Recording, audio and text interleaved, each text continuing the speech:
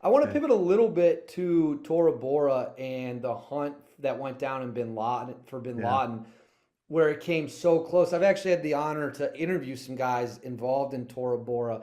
But what was your role or the role of the 160th SOAR when it came to whatever was going down? Because well, first off, let's back up. It's a mountainous region, right? Mhm. And it's a Yep. cave system. And Yep. Pakistan's on the other side of that cave system where he ultimately escapes to. But Right. from an aerial aspect, what was 160th SOAR's role in what went down in Tora Bora? So initially, our role was just to transport people in, right? So they were all at a headquarters. Tom Greer writes in his book about this headquarters where they were. I can't think of the guy's name off the top of my head, but we would bring follow-on forces in because the more they explored, the more people they needed, right, to cover ground. The different cave complexes were all over the place, very elaborate. And so we started with that, bringing in people and then supplies. And then as they identified cave complexes on imagery, we would get tasked with taking teams like cave exploration teams to those caves. So they would drop bombs on them and then, or in them, and then we would go exploit them. We would go, investigate, was there anything inside? Were there people? Was it Bin Laden?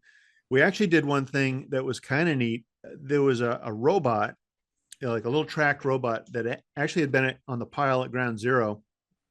And then when we were done there, they brought it over to Afghanistan, and we would lower it down from the back of a Chinook. So we'd come to you know, a high hover, because we expected there to be mines everywhere, and we would lower this thing down. It was big. It was like I don't know, size of a pelican case. About yay big, like a small microwave, I guess.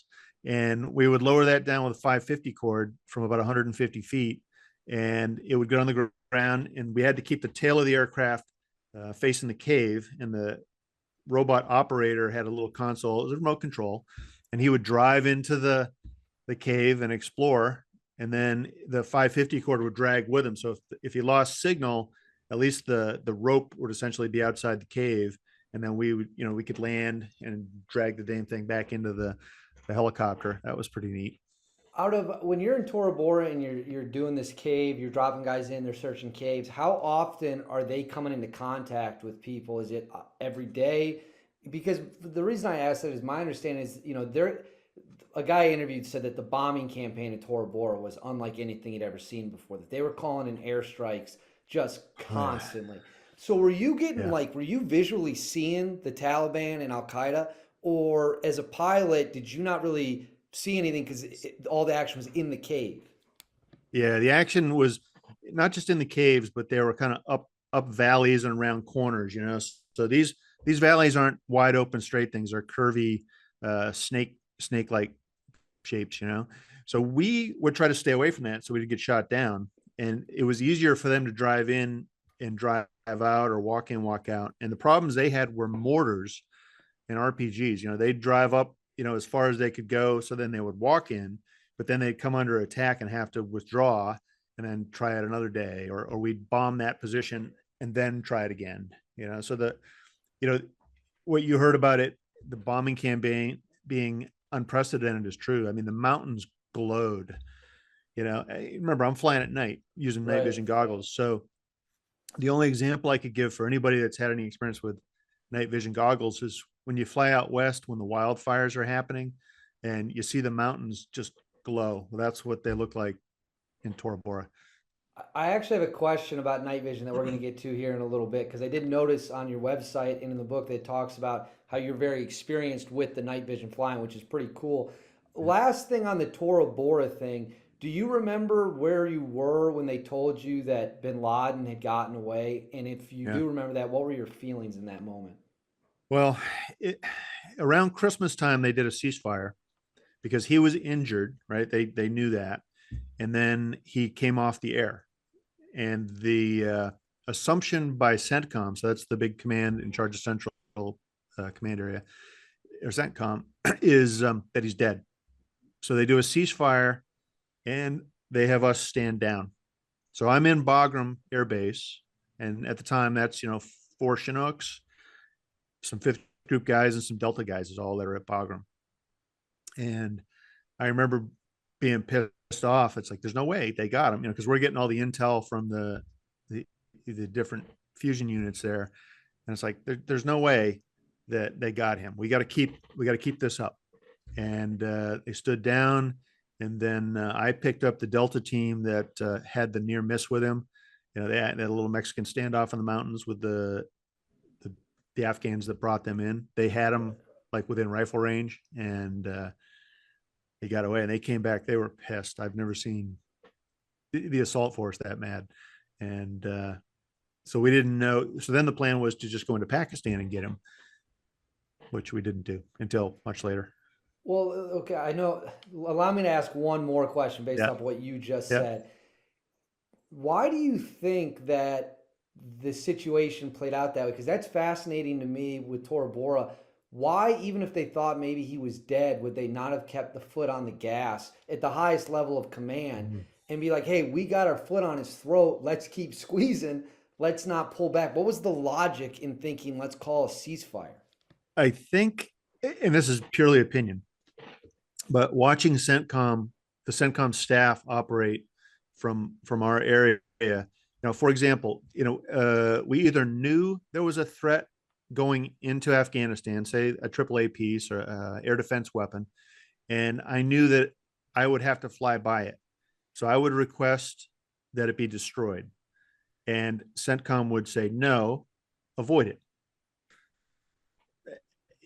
Well, I can't avoid it. That's the one thing. Afghanistan was such a new theater to everybody that, if you look at a map, it just, you can't comprehend the differences in altitude and the size of the country. So when people, use their experiences of, Kuwait, Iraq, Kosovo, they think, well, just avoid it.